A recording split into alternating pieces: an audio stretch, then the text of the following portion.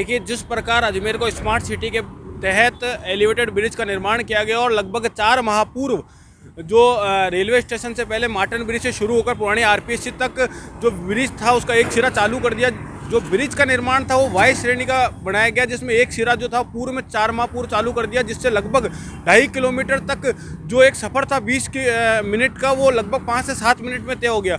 अब इसी माह के अंत में बताया जा रहा है कि जो दूसरा सिरा जो है, जो कि आगरा गेट पर जो उतरने वाला जो सिरा है, उस सिरे की भी शुरुआत इसी माह में कर दी जाएगी। तो निश्चित रूप से अजमेर ही नहीं अपितु चूँकि अजमेर पर्यटन स्थल के नाते धार्मिक जो स्थल दरगाह के साथ पुष्कर से भी जुड़ा है और देश नहीं अपितु विदेश के लोग भी यहाँ आते जाते, तो उनको कहीं ना कहीं जो ये बहुत गंभीर जो जाम का जो सामना करना पड़ता था उससे कहीं ना कहीं राहत मिलेगी।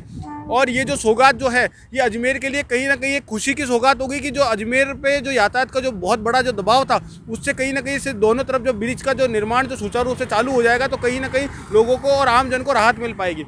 अच्छा, इससे एग्जाम में आने वाली भी दिक्कतें आती थी, बच्चे टाइम पे नहीं पहुंचते। निश्चित आप देखें कि जब अजमेर में चूँकि शिक्षा की नगरी भी अजमेर है, अजमेर में तमाम जितने भी बड़े से बड़े अगर आप ऑफिस माने तो अजमेर में, मुख्यालय अजमेर में, और जो एग्ज़ाम जो भी होते थे उनके सेंटर्स भी अजमेर में आते थे। जैसे ही एग्ज़ाम की शुरुआत होती थी और उसका जो समापन होता था तब तक आप देखिए कि यातायात का इतना बड़ा दबाव होता था कि शहर कहीं ना कहीं लगभग 20 से 25 मिनट आधे घंटे तक संपूर्ण शहर जाम हो जाता था। तो ये जब ब्रिज का जो शुरुआत होने के बाद पूरे शहर भर में राहत मिलेगी, आम जन को राहत मिलेगी। और कहीं ना कहीं आप देखें कि जो पर्यटन आने वाले हैं, जो पर्यटक होंगे, चाहे उर्स का मेला हो, चाहे दरगाह का मेला, चाहे पुष्कर का मेला हो, तमाम जितने भी बड़े जो मेले होंगे उनमें भी कहीं ना कहीं राहत मिल पाएगी। साथ ही आप देखिए कि जो ब्रिज का निर्माण तो हो गया, परंतु इसमें अभी तक भी काफ़ी हद तक खामियां हैं। ब्रिज का जब शुरू में निर्माण हुआ तो इसके जो साइड का हिस्सा था वो कहीं ना कहीं हादसे का न्योता दे रहा था। आज आप देखें कि जो वाई श्रेणी का जो दूसरा भाग है उसको शुरू करने तो ये जा रहे हैं, उससे पूर्व में इन्होंने 6 से लेकर शाम को 6 बजे तक का समय तय किया है। लाइटों की अभी तक कोई व्यवस्था नहीं है और रात के अंधेरे में चूँकि बैरिकेड लगा देते, कोई भी व्यक्ति बैरिकेड हटाकर भी प्रवेश कर दे जाता है और कोई ना कोई हादसे को जो है वो न्योता दे रहे।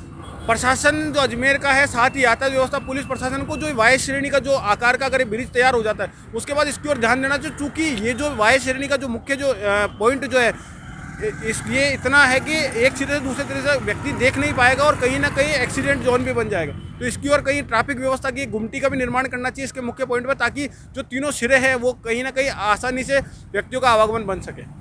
राजीव भारद्वाज, बगरू, पूर्व प्रदेश वाली भारतीय जनता पार्टी। ब्रिज का काम बहुत तेज़ी से चल रहा है, ये अब ख़त्म होने के अंदर ही है और अभी कार्य प्रगति पर है।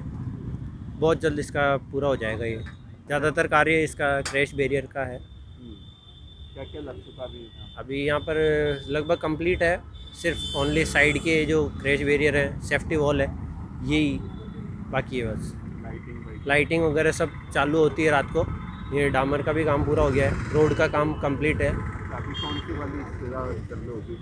अभी सबसे पहले तो ये आगरा गेट वाली पुलिया चालू होगी, फिर उसके बाद वो फंवारा सर्किल के वहाँ तक स्टार्ट हो जाएगी। आपका नाम?